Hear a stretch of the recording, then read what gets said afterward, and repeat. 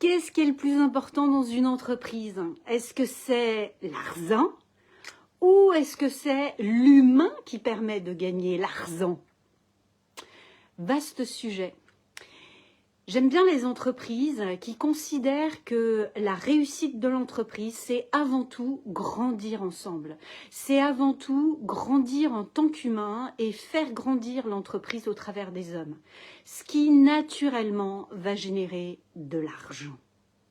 Plutôt que les entreprises qui veulent rapidement avoir de l'argent au détriment du bien-être et de l'équilibre de l'humain au sein de l'entreprise.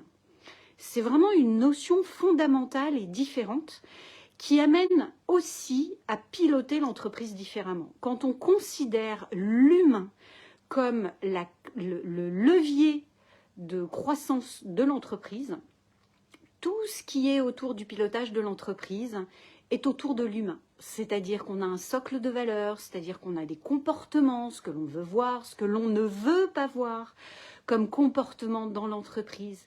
C'est-à-dire que nous avons des rituels qui vont permettre à certains moments de clarifier où en sont chacun vis-à-vis de ses comportements, que ce soit le dirigeant. Le dirigeant est aussi évalué entre guillemets sur ses comportements, mais l'ensemble des collaborateurs est évalué sur ses comportements.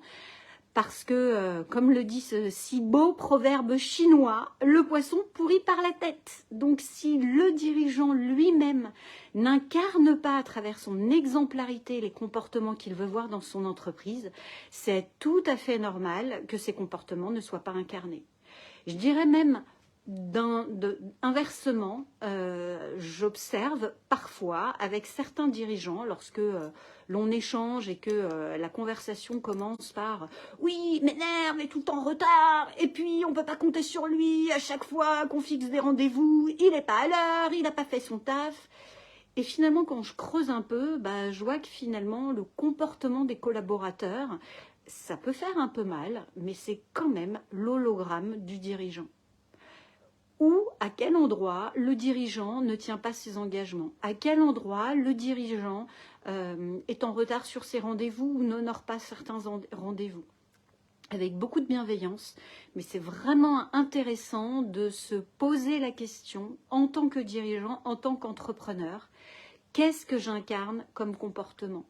Quelle image, quelle exemplarité j'ai envie de transmettre dans mon entreprise pour finalement n'avoir aucun effort de recadrage à faire, tout simplement parce que mon comportement est exemplaire.